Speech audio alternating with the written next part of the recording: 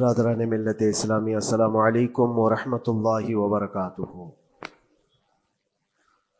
الحمد للہ وکفا وسلام علی حبیبہ المصطفیٰ، اما بعد فاعوذ باللہ من الشیطان الرجیم، بسم اللہ الرحمن الرحیم۔ ان عدۃ الشہور عند اللہ 12 شہرا فی کتاب اللہ یوم خلق السماوات والارض منها 4 حرم الى آخر هذه الآیہ۔ صدق اللہ مولانا العظیم۔ بارگاہ رسالت معاب صلی اللہ علیہ وسلم میں درود پاک کا ہدیہ پیش کریں۔ اللہم صل علی سیدنا و مولانا محمد معدن الجود والکرم وآلہ واصحابہ الکرام وابنہ الکریم وبارک وسلم صلاة دائمة سرمدا ابدا۔ اللہ عز و جل اپنے کلام مقدس میں فرماتا ہے، بے شک اللہ کے نزدیک گنے ہوئے شمار کیے ہوئے جو مہینے ہیں وہ 12 ہیں، اور ان 12 مہینوں میں سے 4 حرمت والے مہینے ہیں، عزت والے مہینے ہیں، عظمت والے مہینے ہیں۔ وہ 4 مہینے کون سے ہیں؟ مسلسل ترتیب کے ساتھ ذی القعدہ، ذی الحجہ اور محرم، اور 4تھا مہینہ رجب المرجب جس میں ہم اور آپ زندگی گزار رہے ہیں۔ اس کو رجب الاسم اور رجب العصب بھی کہا گیا ہے۔ یہ جو 4 مہینے ہیں اس میں جنگ و جدال، قتل و قتال سب حرام ہو جاتی ہیں۔ اس دور میں جو جنگیں ہوتی تھی، کفار و مشرکین بھی اپنی تلواریں روک لیا کرتے تھے۔ یہ 4 حرمت والے مہینوں کی سارے لوگ عزت کرتے۔ ان 4 مہینوں میں امن و امان قائم ہو جاتا۔ جیسے 2 قبیلوں میں جھگڑے ہیں، فساد ہے، اور ایک دوسرے سے جنگ پر ہمیشہ آمادہ رہتے ہوں، لیکن ان 4 مہینوں کے اندر امن قائم ہو جاتا تھا، راستے کھل جاتے تھے۔ اور اللہ تبارک و تعالیٰ نے قرآن پاک میں ان 4 مہینوں کی فضیلت بھی بیان فرمائی۔ اس میں رجب کے لیے ایسی فضیلت ہے، اللہ کے نبی صلی اللہ علیہ وسلم ارشاد فرماتے ہیں، یہ رجب کے مہینے کی فضیلت ایسی ہے جیسے قرآن کی فضیلت دوسری کتابوں پر ہے۔ دوسری کتابوں میں جس طرح سے افضل قرآن ہے، اس طرح سے رجب المرجب تمام مہینوں میں افضل ہے۔ اور نبی کریم صلی اللہ تعالی علیہ وسلم اس میں عبادت کرنے کے لیے ترغیب دیا کرتے تھے۔ اس کو ترجیب بھی کہا جاتا ہے، اور خاص طور پر رجب کے متعلق بزرگان دین نے فرمایا یہ فصل بونے کا مہینہ ہے۔ کھیتی باڑی والے سمجھ سکتے ہیں کہ اس میں بھی 3 موسم آتے ہیں۔ پہلے بیج کی بوائی کا وقت آتا ہے، پھر اس کی سچائی کا وقت آتا ہے، پھر کٹائی کا وقت آتا ہے۔ تو رجب کا مہینہ یہ فصل بونے کا مہینہ ہے نیکیوں کے، اور شعبان کا مہینہ اسے پانی دینے کا ہے، اور رمضان کا مہینہ فصل کاٹنے کا مہینہ ہے۔ اور رجب کا مہینہ آتے ہی اللہ کے نبی صلی اللہ تعالی علیہ وسلم یہ دعا فرمایا کرتے تھے، اللہم بارک لنا فی رجب و شعبان وبلغنا رمضان۔ سب کو یہ دعا بھی کرنی چاہیے۔ حضور اکرم صلی اللہ تعالی علیہ وسلم یوں عرض کرتے کہ اے اللہ، رجب اور شعبان میں تو ہمیں برکت عطا کر اور ہماری زندگی کو رمضان تک پہنچا دے۔ اب رجب آپ نے دیکھ لیا ہے تو اب کثرت سے یہ دعا کرو کہ مولا اس زندگی کا رمضان ہم سے جانے نہ پائے، رمضان تک ہماری سانسوں کو پہنچا دے۔ یہ دعا کثرت سے ہر نماز کے بعد بھی ہونی چاہیے۔ رجب آتے ہی میرے عزیزوں یہ عبادتوں کا موسم شروع ہو چکا ہے، اور سب جانتے ہیں رجب کے بعد پھر ہمارے ہاں مسلسل ایسی شب بیداریاں اور عبادت کے موسم نظر آنے لگتے ہیں۔ پھر شعبان بھی، اس میں رجب میں بڑی رات آتی ہے، شب معراج، اور اس کے بعد شعبان میں شب برات، پھر اسی طرح رمضان کا موسم بن جاتا ہے۔ تو اب یہ موسم بنانے کا وقت آ چکا ہے۔ تو سب سے پہلی چیز یہ ہے کہ میرے عزیزوں، فصل کے بونے کے لیے کن چیزوں کی ضرورت ہوتی ہے، اس چیز کا خیال رکھیے۔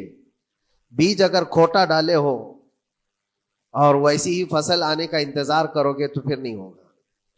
بیج کو کھرا اور خالص ہونا چاہیے۔ جو نیکیاں کرنا چاہ رہے اس کو صاف ستھرے اچھے ماحول میں کیے جانے چاہیے۔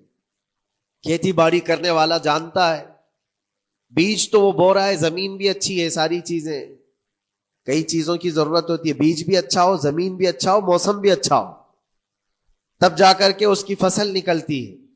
بیج اچھا تھا، زمین اچھی نہیں تو بھی فصل نہیں آتی. بیج بھی اچھا ہے، زمین بھی اچھا ہے، موسم صحیح نہیں ہے تب بھی فصل نہیں آتی. ابھی آپ کے پاس 3 چیزوں کا ہونا ضروری ہے: بیج اور زمین اور موسم. بیج جو ہے یہ نیکیاں ہیں، اور زمین تمہارا دل ہے، اس کا اتنا ہی پاک ہونا ضروری ہے. اور موسم یہ رجب کا ہے، اس میں تو کوئی شک نہیں ہے کہ عبادتوں کا موسم ہے، فصل کی اچھے لانے کا موسم ہے. لیکن سب سے پہلی چیز اب ہمیں ضرورت ہوتی ہے کہ ہم کیا بیج بو رہے ہیں.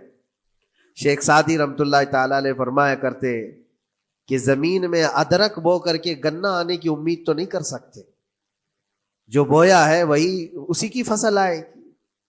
لوگ عمل خیر کرے تو اس کا نتیجہ بھی خیر آئے گا، اور برائیاں کریں اور پھر رمضان میں یہ انتظار کریں کہ میں نے جو بویا ہے اس کی فصل آئے، تو ایسا نہیں ہوتا. بہت سارے لوگوں کا وہ شک بھی میں دور کرنا چاہتا ہوں کہ رمضان المبارکہ میں فضیلتوں کو آپ سنتے آئے ہیں، رمضان ایسا مہینہ ویسا مہینہ، اتنی برکتوں والا، اتنی رحمتوں والا، لیکن بہت سارے لوگوں کے حالات چونکہ تو ہی رہتے رمضان میں ویسے ہی ہیں، وہ لوگ کچھ بھی نہیں بدلے. تو اس میں رمضان کا قصور ہے کہ اس مہمان کا قصور ہے، اس انسان کا قصور ہے؟ وجہ یہ ہے کہ رمضان المبارکہ یقیناً اتنی برکتوں اور رحمتوں اور سعادتوں لے کر کے تو آتا ہے، لیکن تمہیں 2 مہینے پہلے سے کہا گیا تھا کہ فصل کے لیے تیاری کرو. تم نے بیج نہ بوئے، اپنی زمین کو صحیح کیا ہی نہیں. پھر رمضان میں جو بارش ہو رہی ہے اس کا فائدہ کیا ہے؟ روڈ پر 10 سال بھی بارش برسے وہاں پر کوئی فصل نہیں آئے گی، کیونکہ وہ زمین سخت ہے اور بیج بونے کے قابل بھی نہیں ہے. رمضان المبارکہ میں رحمتوں کی جھماجھم بارش تو ہوتی ہے، لیکن دل اگر سخت ہے گناہوں سے تو اس بارش کا کیا اثر ہوگا اس پر؟ اسی لیے دلوں کی نرمی یہاں سے شروع کریں، رجب المرجب سے. اس کی راتوں میں اللہ رب العزت کو پکاریں، مناجات کریں، عبادتوں کے لیے کچھ دن تو خاص کر لیں. بہت دنیا میں ہم نے اپنے آپ کو ملوث کر رکھا ہے، کچھ راتیں اللہ رب العزت کی عبادت میں تو لگائیں. اللہ کے نبی صلی اللہ تعالیٰ علیہ وسلم کی ایک حدیث ہے، جامع الاصول سے نقل کی ہوئی، رجب المرجب کے پہلے جمعے جو ہم لوگ ابھی گزر چکے، ابھی یعنی وہ رات تو گزر چکی، کل کی جو گزری ہوئی رات ہے رجب کی، یہ پہلی جمعہ کی شب تھی. اس کے متعلق روایت ہے کہ 12 رکعتیں جو مغرب کے بعد سے لے کر عشاء کے درمیان پڑھتا ہے، اللہ کریم اس کے تمام گناہوں کو معاف کرتا ہے، اور اس سال اس کو پورے طور پر ناگہانی آفات سے محفوظ رکھتا ہے، اور شیطان کے اس پر قابو پانے سے بھی اس کو اللہ محفوظ رکھتا ہے. تو یہ تھی تیاریاں، یہ ساری چیزیں ابھی سے تیاریاں ہونی چاہیے. رجب کے 3 دن آتے ہیں جس کے متعلق فرمایا گیا ہے ایام بیز میں بھی 13, 14, 15 یا 14, 15, 16 یہ جو تاریخیں آتی ہیں اس میں روزے رکھو. اس کی بھی بڑی فضیلت ہے کہ تم تیاریاں ابھی سے شروع کر دو کہ رمضان المبارکہ میں اچھی فصل دیکھ سکے، ہمارے جسم کے اندر بدلاؤ آ سکے، ہمارے دل کے اندر انقلاب آ سکے. اور تیاری یہاں سے نہ کر کے صرف رمضان میں ہی امید لگائے بیٹھتا ہے تو میرے عزیزوں کچھ تو صفائی کی ضرورت ہوتی ہے. آپ نے اگر زمین خریدی کھیتی باڑی کی غرض سے اور گئے، وہاں جاتے ہی آپ نے سوچا کہ اس میں فصل آ جانی چاہیے، تو کسانوں سے پوچھو تو بتائیں گے آپ کو نہیں، زمین کو پہلے صاف کرنا پڑتا ہے، کچرے ہوں گے اس کے اندر بہت سارے، ہل چلاؤ یا کسی بھی طرح سے اس کو صاف کرو. صاف کرنے کے بعد پھر یہ بھی کسان کہتا ہے کہ زمین کو تھوڑا ڈھیلا کر دو، بڑے بڑے ڈھیلے ہوں تو اس کو توڑ دو اور مٹی نرم ہو جائے. اور اس کے بعد پھر کسان کہتا ہے تھوڑا پانی بھی چھڑکاؤ کرو، گیلی ہو جائے، تب جا کر کے تم اس پر بیج بو. میرے عزیزو یہ رجب بیج بونے کا موسم ہے، تو پہلے زمین کو ڈھیلا تو کر دو، زمین کے اندر جو کچرے ہیں اس کو نکال تو دو، دل کے اندر جو وسوسے بھرے ہوئے ہیں، گناہوں کے خیالات بھرے ہوئے ہیں، اس کو پاک تو کرو. اس کو پاک کرنے کے لیے اللہ کریم کی بارگاہ میں آ کر گڑ گڑاؤ. تمہارا ایک آنسو تمہارے تمام گناہوں کو اور اللہ کے غضب کو ٹھنڈا کر دیتا ہے. ہاں، ایک آنسو کا قطرہ تمہارے لیے اللہ کریم ہے، موتی سمجھ کے شان کریمی نے چن لیے قطرے جو گرے تھے عرق انفعال کے۔ امام غزالی رحمۃ اللہ تعالی علیہ نے لکھا ہے کہ آج اللہ تبارک و تعالیٰ کی رحمت کو اپنی طرف مائل کرنے کے لیے اگر تم کچھ کر سکتے ہو تو بس یہ ہے کہ دنیا رونے اور گڑ گڑانے سے نہیں مانتی، لیکن مولا کریم بندے کے ایک مرتبہ سجدہ کر کے اسے پکارنے سے فوراً قبول کرتا۔ موسیٰ علیہ الصلاۃ والتسلیم اللہ تعالیٰ سے پوچھتے ہیں، مولا جب تیرے بندے تجھے پکارتے ہیں تو اس میں نیک لوگ بھی ہوتے ہیں اور گنہگار بھی ہوتے ہیں، تو کیا تو سب کی پکار کا جواب دیتا ہے؟ توجہ، اللہ رب العزت فرماتا ہے، اے موسیٰ میرے پکارنے والے بندوں میں نیکوکار بھی ہیں گنہگار بھی ہیں۔ ہاں، نیک بندہ جب مجھے پکارتا ہے یا ربی تو میں جواب میں کہتا ہوں لبیک یا عبدی، اے میرے بندے میں حاضر ہوں، بتا تیری کیا حاجت ہے۔ پھر موسیٰ علیہ السلام پوچھتے ہیں کہ مولا یہ تو نیک بندہ جب پکارتا ہے تو کہتا ہے لبیک یا عبدی، اور جب گنہگار پکارتا ہے تب کیا کہتا ہے؟ رب تعالیٰ فرماتا ہے جب میرا گنہگار بندہ مجھے پکارتا ہے یا ربی تو میں اس کے جواب میں 70 بار لبیک یا عبدی کہتا ہوں۔ ایک بار پکارے 70 بار جواب، ایسا کیوں ہے؟ تو فرماتا ہے میرا رب نیکوکار کو اس کی نیکیوں پر بھروسہ ہے کہ اللہ معاف کرے، اور گنہگار کو صرف میری رحمت پر بھروسہ ہے۔ اس کے پاس ہے کچھ نہیں، اس کے آس پاس وہ نظر ڈالتا ہے میں نے کوئی ایسی نیکی رکھی نہیں ہے، صرف اللہ رب العزت کی رحمت ہے جو مجھے معاف کر سکتی ہے۔ وہ مجھ پر یقین کر کے پکارتا ہے، اس لیے اس کے سوال کا میں بار بار جواب دیتا ہوں۔ عزیزان گرامی وقار، اقبال نے سچ ہی کہا تھا، ہم تو مائل بکرم ہے کوئی سائل ہی نہیں۔ یہ رب تبارک و تعالیٰ کی طرف سے ہے کہ اللہ تبارک و تعالیٰ کرم پر کرم کرنے کے لیے موقع عنایت کرتا ہے، یا بندے کو آنے کا موقع ہی نہیں ہے، بندہ آنا نہیں چاہتا ہے۔ اس سے پہلے کہ تمہارے ساری چیزیں بند ہو جائیں، دروازے ختم ہو جائیں، اللہ رب العزت کی بارگاہ میں آؤ اور اسے پکارو، یقیناً یہ تمام چیزیں تمہاری زندگی میں انقلاب لاتی ہیں، بہت بڑی تبدیلی لاتی ہیں۔ عزیزان گرامی، پھر میں یہ عرض کرتا ہوں کہ رجب کے اس مہینے میں دل کو نرم کرنا بہت ضروری ہے۔ دلوں کی سختیاں آج گناہوں کی طرف مائل کرتی ہیں۔ ہمارا دل سخت ہے یا نرم ہے، اس کو پہچاننے کے کئی تھرمامیٹر دیے گئے ہیں ہمارے پاس، چیک کرو ہمارا دل کس پوزیشن میں ہے آج۔ امام غزالی فرماتے ہیں 3 علامتیں ایسی ہیں جس سے پتہ چل جاتا ہے انسان کا دل سخت ہے یا نرم ہے، بیمار ہے یا صحت یاب ہے۔ یہ ڈاکٹر لوگ اسکیننگ سے یا سونوگرافی سے نہیں بتا سکتے کہ تمہارے دل کی یہ کیفیت، کیسے اس کو اہل بصیرت سمجھ سکتے؟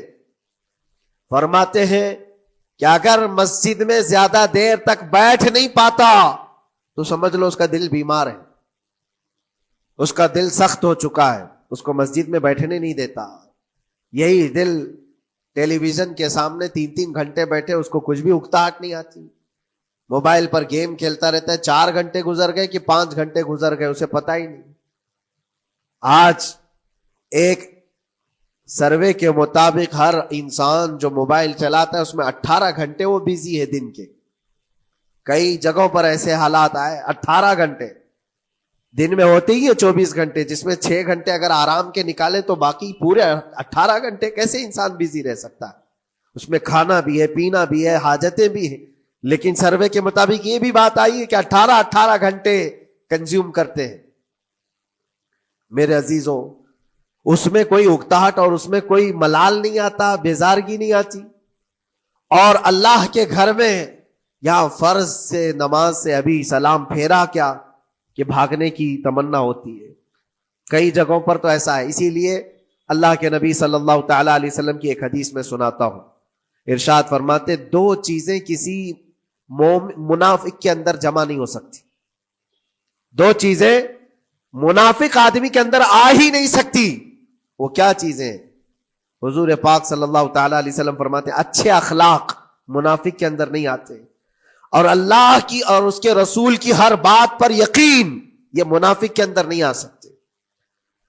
اور منافق کی یہ علامتیں بتاتے بتاتے میرے نبی نے یہ فرمایا، دیکھنا کہ مسجد میں منافق سب سے اخیر میں آئے گا اور سب سے جلدی بھاگے گا، اس کا دل نہیں لگتا، دل سخت ہو چکا ہے، اور بازار میں سب سے پہلے جائے گا اور سب سے لاسٹ میں نکلے گا.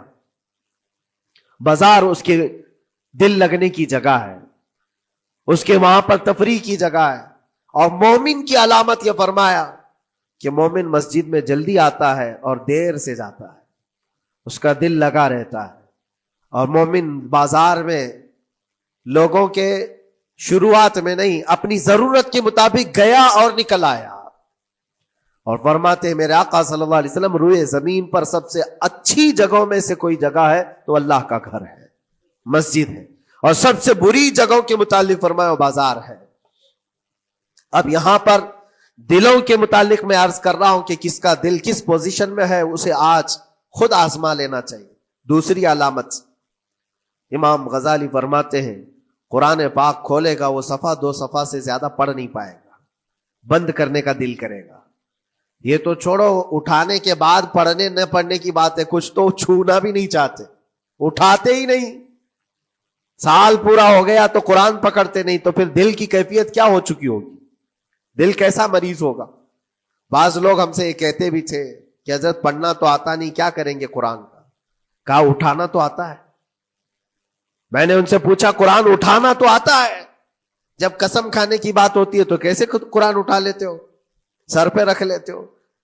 اسی طرح سے قرآن کو ہی اٹھا کر کے سینے سے لگا کر اللہ کی بارگاہ میں دعا کرو کہ مولا میرے دل کے دروازے کھول دے. اور قرآن کوئی سخت چیز نہیں ہے، اللہ وعدہ فرما رہا ہے ہم نے قرآن یاد کرنے کے لیے آسان بنایا ہے. کوئی یاد کرنے والا، وہ خود قرآن تمہارے دل میں اتر جائے گا. کوشش کرو. دل کی بیماری کی 2 علامتیں میں نے بتایا. اگر بیمار دل ہے تو زیادہ یہاں بیٹھ نہیں سکتا اور زیادہ دیر قرآن پڑھ نہیں پاتا. تیسری بات فرماتے ہیں کہ تیسری علامت یہ ہے کہ ہمارا دل اگر سخت ہو چکا ہے تو جیب میں پیسے ہوں گے لیکن کوئی مانگ رہا ہوگا اللہ کے نام پر، دینے کی طبیعت نہیں ہے، کہیں دینے کی طبیعت نہیں کرتی. اور یہ چیز ہاتھ اٹھانے کو تمہارا دل نہیں کرتا تو سمجھ جاؤ کہ دل بیمار ہے. اور دل کی بیماری لے کر کے اگر کوئی رجب میں سوچتا ہے کہ میں بیج بوؤں گا تو کیا فائدے کا، زمین سخت ہے، زمین سخت ہے اور اس پر بارش بھی ہوگی تو کچھ فرق نہیں پڑتا، فصل نہیں آئے گی. دل کو نرم کرو. اور ایک علامت میں بتاؤں، اور ایک علامت کہ دل نرم ہے یا سخت ہے، اس کی ایک علامت یہ بھی ہے، اللہ کا جب ذکر کرے، جنت کا جب ذکر کرے، جہنم کے عذابات کا ذکر کرے، قبر کے معاملات کا ذکر کرے، حشر کے سوالات کا ذکر کرے، تو اس کی آنکھیں ڈبڈبا جائیں اور آنسو نکل آنے لگے. قرآن کی آیتیں سن کر کے اس کا دل ہلنے لگے اور آنسو آ گئے تو سمجھ جاؤ کہ اس کا دل نرم ہے. ابھی اس کا دل بیمار نہیں ہوا، ابھی اس کا دل بیمار نہیں ہوا. لیکن یہاں تو پوزیشن الگ ہے، سچویشن الگ ہے. ہم تو پتہ نہیں کن کن چیزوں میں رو لیتے ہیں، لیکن اللہ کا کلام سنتے ہوئے کسی کے کان پر جوں بھی نہیں رینگتی. لوگ تو گانوں پر تھرکنے والے اور نغموں پر اچھل کود کرنے والے وجد کی بات کرتے ہیں، لیکن اللہ کا کلام پڑھنے پر کوئی کسی کو وجد کیوں نہیں آتا. یہ ایمان کی علامت ہے. قرآن میں اللہ نے فرمایا اذا تلیت علیہم آیاتہ زادتہم ایمانا، جب اللہ کی آیتیں ان پر تلاوت کی جاتی ہیں، مومنین پر، ان کا ایمان بڑھ جاتا ہے. کیا آپ امام کے پیچھے قرات سن کر کے اپنے دل میں ہلچل محسوس کرتے ہیں؟ سننے کی طبیعت کرتی ہے. بلکہ ادھر نماز پڑھ کر کے جانے کے بعد آدھے گھنٹے کے بعد پوچھے آج پہلی رکعت میں کیا پڑھا تھا، دوسری رکعت میں کیا پڑھا، آپ کو پتہ ہی نہیں رہتا. یاد ہی نہیں امام صاحب کیا پڑھ رہے تھے، میں تو دکان کا حساب کتاب کر رہا تھا، کیا خبر ہے کہ انہوں نے کیا پڑھا. تو قرآن کو توجہ سے پڑھے ہوتے تو تمہارے دل میں بھی وہ باتیں اثر کر رہی ہوتی. میرے عزیزوں، کتنے ایسے لوگ ہیں جو صرف اور صرف قرآن پاک کی تلاوت کی وجہ سے دلوں کو نرم کر دیا گیا ہے. میں اسی بات پر آج فوکس کر کے ختم کر دوں گا. رجب المرجب بیج بونے کا موسم ہے تو دل کے نرمی کے ساتھ ہی بیج بو، کیونکہ یہ زمین ہے تمہاری، اور زمین نرم نہ ہو تو کتنی بھی نیکیاں کرو کیا فائدے کی. دل سخت ہے، گناہوں سے لبریز ہے، اور دل کو نرم کرنے کا علاج 2 چیزیں بتائی گئی، کریں گے انشاءاللہ. 2 چیزیں بڑی آسان ہیں. اگر دل کو نرم کرنا ہے تو دو چیزیں فرمائی گئی، کثرت سے قرآن پاک کی تلاوت کرو یا کثرت سے میرے نبی پر درود پاک پڑھا کرو. دو چیزیں کر کے دیکھو تمہارا دل نرم ہو جائے گا. اور بھی دوسرے علاج بھی میرے آقا نے فرمایا. ایک صحابی آئے تھے، انہوں نے عرض کیا یا رسول اللہ صلی اللہ علیہ وسلم، لوگ آپ کے پیچھے نماز پڑھتے ہیں تو زاروں قطار رونے لگتے ہیں، جب آپ دعا کرتے ہیں تو وہ دھاڑے مار کر کے روتے ہیں، میں کبھی رو نہیں پاتا، میرا رونا نہیں آتا، میں بھی قرآن سنتا ہوں، میں بھی آپ کے پیچھے نماز پڑھتا ہوں. تو حضور پاک صلی اللہ علیہ وسلم نے فرمایا تمہارا دل سخت ہو گیا ہے، تمہارا دل سخت ہو گیا ہے. انہوں نے کہا کیا کروں، علاج کیا ہے اس کا؟ وہ مسیحائے امت ہے میرے آقا، ہر ایک کا علاج جانتے ہیں، کس کو کون سا علاج دینا ہے. نبی پاک صلی اللہ تعالی علیہ وسلم فرماتے جاؤ کسی یتیم بچے کے سر پر ہاتھ پھیرو، اللہ تمہارا دل نرم کرے گا. ان کے لیے وہ علاج رکھا گیا تھا. جس کو جیسا علاج بتایا میرے آقا صلی اللہ علیہ وسلم نے، کسی یتیم کے سر پر ہاتھ پھیرو، دل نرم ہوگا. لیکن دل کے نرم ہونے کے علاج اللہ کے نبی صلی اللہ علیہ وسلم کے شفا خانے میں ہے. ہاتھ سے آپ کثرت سے درود پاک پڑھو، پھر دیکھو آپ کے دل کے اندر انقلاب آتا ہے یا نہیں آتا. آپ کے چہرے کا نور بڑھ جائے گا، زبان کا اثر بڑھ جائے گا، عمل خیر کی طرف رغبت بڑھ جائے گی. کثرت سے جب بندہ حضور پاک صلی اللہ علیہ وسلم پر درود پڑھتا ہے، اس کی زبان سے جھوٹ نکل جاتا ہے، گالی اس کی زبان پر نہیں آ پاتی ہے، کیونکہ وہ پاک کرتا چلا جاتا ہے اپنی زبان کو اللہ کے نبی کا نام لے کر کے. میرے عزیزو، اس میں دقت کیا ہے درود پاک کثرت سے پڑھنے میں؟ آپ جہاں چل رہے ہو، پھر رہے ہو، اٹھ رہے ہو، بیٹھ رہے ہو، انتظار میں ہو، سونے کے لیے جا رہے ہو، زبان ہی تو ہلانا ہے میرے نبی پاک صلی اللہ علیہ وسلم کی بارگاہ میں درود پڑھ کر کے. اور ضروری نہیں ہے کہ بہت لمبے لمبے درود پاک آپ کو یاد کرنے ہو، صلی اللہ علیہ وسلم بھی پڑھ لیا تو یہ درود پاک ہے، یہ درود پاک ہے. یا تو پھر الصلاۃ والسلام علیک یا رسول اللہ کہتا ہے تو یہ بھی درود پاک ہے، درود پاک ہے یہ. اور دل کو جب نرم ہو جائے گا تو انشاءاللہ العزیز آپ اس کے اثر بھی دیکھیں گے، اس کے اثر بھی دیکھیں. کیسے کیسے لوگوں کی بات میں کروں میرے عزیز ہو. آپ کو پتا ہے تاریخ کے اوراق الٹ کر کے دیکھو. ایک صحابی حضرت نعیم وہ راستے پر گزر رہے تھے، دیکھا ایک کڑیل جوان مکہ کا جس کو سارے لوگ دیکھ کر پہلوان کہتے اور ڈرتے تھے، گھبراتے تھے. 27 سال کا کڑیل جوان ہے اور ہاتھ میں تلوار کھینچے ہوئے تیزی سے آ رہا ہے. یہ پہلوان کوئی اور نہیں عمر ابن خطاب ہے. حضرت نعیم کہتے دیکھ کر کے میں گھبرا گیا، اتنی تیز اور ترار چال اور چمکتی ہوئی تلوار، کہاں کا ارادہ ہے؟ پوچھا حضرت نعیم نے کہاں جا رہے ہو؟ عمر ابن خطاب نے کہا محمد کا قتل کرنے جا رہا ہوں. معاذ اللہ رب العالمین. اس لیے کہ ایمان لائے ہوئے نہیں تھے. یہ دلوں کی سختیاں ہیں، یہ دلوں کا منجمد ہونا بتا رہا تھا کہ وہ نبی پاک صلی اللہ علیہ وسلم کے قتل کے لیے نکلے. حضرت نعیم نے صرف راستہ روکنے کے لیے ان سے کہا ان کا بعد میں قتل کرنا، پہلے تیری بہن اور بہنوی کا گھر بھی دیکھ لے، وہ بھی تو کلمہ پڑھ رہے ہیں، وہ بھی تو کلمہ پڑھ رہے ہیں اسی رسول کا.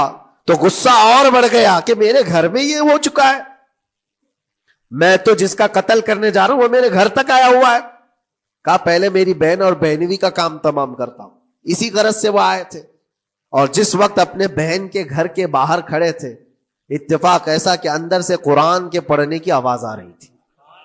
ایک صحابی حضرت خباب، وہ قرآن پڑھا رہے تھے حضرت عمر کی بہن کو اور ان کے بہنوی کو.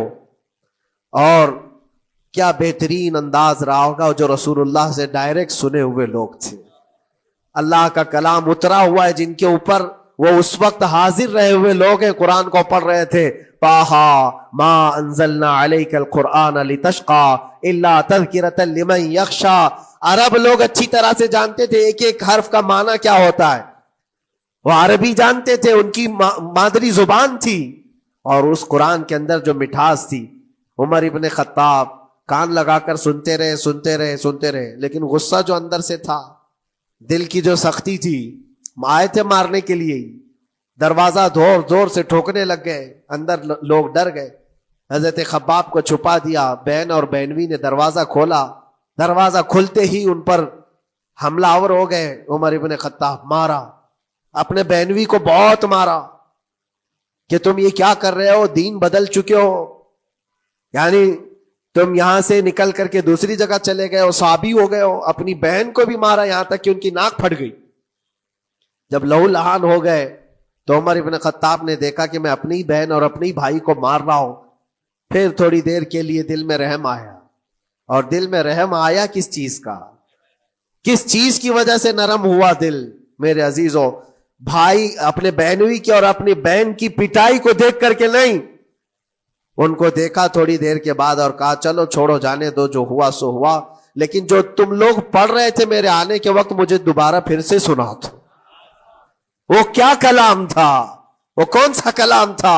اتنا سننا تھا کہ بہن نے محسوس کر لیا کہ دل کی نرمی کا دروازہ کھل چکا ہے. یہ قرآن ہے جس نے دلوں کے دروازے کھولے ہیں. مکہ والوں کے قرآن ہے، دل کی نرمی کی طرف دروازہ کھل چکا ہے. تو عمر ابن خطاب سے کہا کہ تم غسل کر لو، تم پاک ہو جاؤ، ہم قرآن تمہیں سناتے ہیں. اور انہیں پاک کیا گیا. تو حضرت خباب جلدی سے باہر آئے، کہا میں سناتا ہوں. حضرت عمر کو جب یہ آیتیں سنائی گئی جھوم کر کے سننے لگے. قرآن کی وہ آیتیں 16 یا 17 آیتیں ہی سن پائے تھے کہ ان کے جسم کے اندر راشا تاری ہوا، کپ کپی آئی. کہا کہ چلو محمد کے پاس صلی اللہ تعالی علیہ وسلم، مجھے لے کر کے چلو، میں ان سے بات کرنا چاہتا ہوں. میرے عزیزو، بھائی اور بہنوی اور بہن لے کر کے چلے. اور اس وقت حالات سخت تھے مکہ کے. حضور پاک صلی اللہ تعالی علیہ وسلم کے پاس 39 صحابہ تھے جو ایمان لائے ہوئے، اور پہرے داری میں امیر حمزہ کھڑے رہتے تھے کہ کوئی آئے گا تو میں اس کی برابر خبرگیری کروں گا. عمر ابن خطاب کو تلوار لٹکاتے ہوئے آتے دیکھا تو صحابہ گھبرا گئے. مکہ کا بڑا پہلوان ہے، اس کو بھڑکا کر کے لوگوں نے بھیج دیا ہوگا، اب کیا ہوگا؟ یہ پٹائی بہت بری طرح سے سب کی کرے گا. غریب صحابہ ہیں اور حضور پر ہاتھ نہ اٹھا دے. سب ڈرنے لگے. حضور پاک صلی اللہ علیہ وسلم سے آ کر کہنے لگے کہ یا رسول اللہ صلی اللہ علیہ وسلم، عمر آ رہا ہے اور ہاتھ میں تلوار ہے. اللہ کے نبی صلی اللہ علیہ وسلم نے فرمایا وہ میری گردن نہیں، اپنی گردن دینے آ رہا ہے. وہ میری گردن لینے نہیں، اپنی گردن دینے آ رہا ہے. وہ مخبر صادق صلی اللہ علیہ وسلم جانتے ہیں کون میرا غلام ہے اور کون منافق ہے. عمر ابن خطاب آئے تو حضور نے فرمایا راستہ دے دو. آتے ہی انہوں نے تلوار زمین پر پھینک دی. چہرے جمال جہاں آرا کو دیکھا. حضور پاک صلی اللہ تعالی علیہ وسلم سے پوچھا، پھر وہ آیتیں سنائے. اب سوچو میرے عزیزو، صحابی سے سننا، یہاں تو ہم قاری قرآن سے سنتے ہیں قرآن کی آیتیں 1400 سال کے بعد. آج بھی قرآن کا وہ اثر لگتا ہے دل کے اوپر. یہ ان سے جو 1400 سال کے بعد جس قاری قرآن سے سنا وہ تو صحابہ سے سنے تھے، اور صحابہ سے بڑھ کر کے اللہ کے نبی سے جو قرآن سنا ہو، خود نبی پاک کی زبان اقدس سے. اور جب اللہ کے نبی صلی اللہ تعالی علیہ وسلم نے آیتیں تلاوت کی، عمر ابن خطاب کی آنکھوں سے آنسو شروع ہو گئے. زارو قطار رونے لگے اور پھر پکار کر کہا اشہد ان لا الہ الا اللہ واشہد انک رسول اللہ.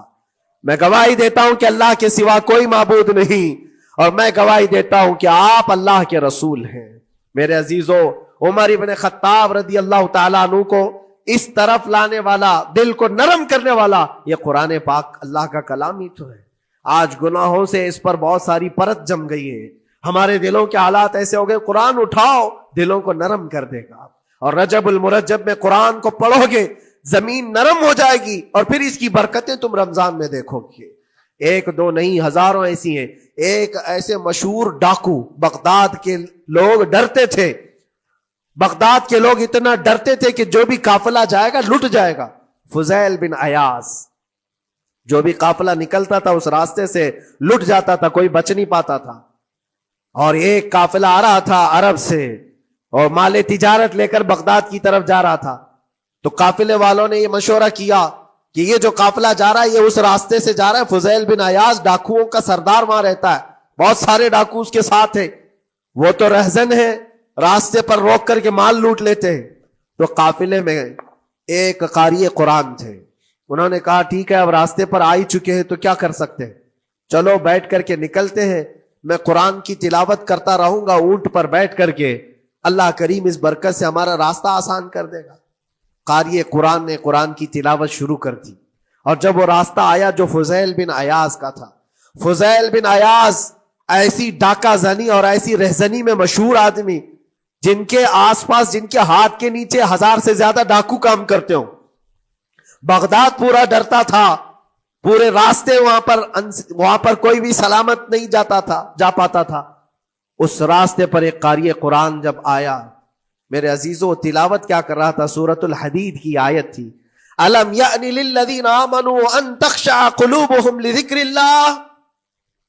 وہ قرآن کی آیت ہے. اللہ کے کریم فرماتا ہے کیا ایمان والوں کے پاس ابھی وہ وقت نہیں آیا کہ اللہ کا ذکر سنتے ہی یا اللہ کا ذکر ہوتے ہی ان کا دل کانپنے لگ جائے، ان کا دل ہلنے لگ جائے.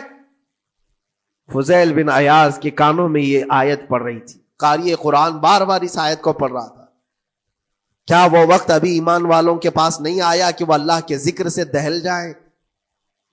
اتنا اثر کر گئی آیت، اتنا اثر کر گئی. فضیل بن عیاض نے ہتھیار پورے پھینک دیے اور چیخ چیخ کر کے کہنے لگا آن لنا ربنا، آن لنا ربنا، اے میرے رب وہ وقت آ چکا ہے، اے میرے رب وہ وقت آ چکا ہے. سارے ڈاکوؤں سے کہا سجدہ ریز ہو جاؤ، اس لیے کہ اللہ کا کلام ہمیں بلا رہا ہے. برسوں سے ڈاکہ زنی کرنے والے، برسوں سے راستے لوٹنے والے، قرآن کی ایک آیت نے دل بدل دیا. دل کے ایسا انقلاب آیا، سب کچھ چھوڑ دیا اور اس کے بعد نکلے. اللہ اکبر. جانتے ہو فضیل بن عیاض کون ہے؟ فضیل بن عیاض وہ ہے جن کا نام لیتی سرکار غوث پاک بھی ادب کیا کرتے تھے. فضیل بن عیاض اللہ تبارک و تعالیٰ نے ولایت کا وہ مقام عطا کر دیا. بڑے بڑے اولیاء کرام ان کے پاس آنے لگے. اپنے زمانہ جوانی کا زمانہ ڈاکہ زنی میں گزرا تھا، لیکن جب پھر وقت آیا توبہ کا اور دل کے بدلنے کا تو اللہ کا نے وہ مقام دیا. تاریخ میں آج بھی موجود ہے کئی سلسلے ایسے، سلسلے چشتیہ میں، اور کئی سلسلے ایسے ہیں جو فضیل بن عیاض سے ہو کر حضور پاک تک پہنچتے. فضیل بن عیاض ان کا نام ہے. اسی لیے میں کہتا ہوں میرے عزیزو، قرآن پاک یہ دلوں کو نرم کرنے کا سب سے بڑا علاج ہے. زمین کو نرم کر دو اور اس کے بعد پھر بیج بو. دیکھو اسی لیے اقبال نے کہا تھا ذرا نم ہو تو بڑی زرخیز ہے یہ مٹی ساقی. یعنی یہ زمین تھوڑی سی نرم ہو جائے تو اس میں تو سونا چاندی یہ اگل سکتی ہے. تمہارے پاس ایمان کی دولت ہے، اللہ کریم کی ذات پر یقین ہے، حضور پاک صلی اللہ تعالی علیہ وسلم کی محبت ہے، سب چیزیں تمہارے پاس ہے. تھوڑا دل کو نرم کرنے کی ضرورت ہے. گناہوں سے باز آ جاؤ، اللہ کریم کی بارگاہ میں گڑ گڑاؤ اور قرآن پاک اٹھا لو ایک مرتبہ. اور پڑھ نہیں پاتے تو انگلیاں تو پھیرو. قرآن پر دیکھنا بھی تو عبادت ہے، اس پر نظر جمانا بھی عبادت ہے. اللہ کا کلام سمجھ کر کے تم نے اٹھایا ہے تو جانتے ہو قرآن عظیم کل قیامت کے دن جس کی شفاعت کے لیے کھڑا ہو گیا، میرے آقا فرماتے پھر اس کو جہنم میں کوئی چیز نہیں لے جا سکے گی. جس کو قرآن اور رمضان سفارش کر دے پھر اس کو جہنم میں دوسری کوئی چیز نہیں لے جائے گی. اور جس کے خلاف کھڑے ہو گئے پھر اس کو جنت میں کوئی چیز نہیں لے جائے گی. اس لیے میرے عزیزو اپنے دلوں کی نرمی کا یہ وقت ہے رجب المرجب، اور سب سے بہترین موقع ہے، عبادتوں کا موسم ہے. اور ساتھ ساتھ میں یہ بھی کہوں گا کہ اب ہم رجب المرجب کے ابتدائی دنوں میں ہیں، اور سنیوں کے لیے ایک بہت بڑی بات ہے کہ سرکار غریب نواز کی چھٹی بھی اسی میں موجود ہے، جو دلوں کو نرم کرنے کے لیے ہی تو آئے تھے. ہندوستان جو تشریف لائے تھے کس کام کے لیے آئے تھے؟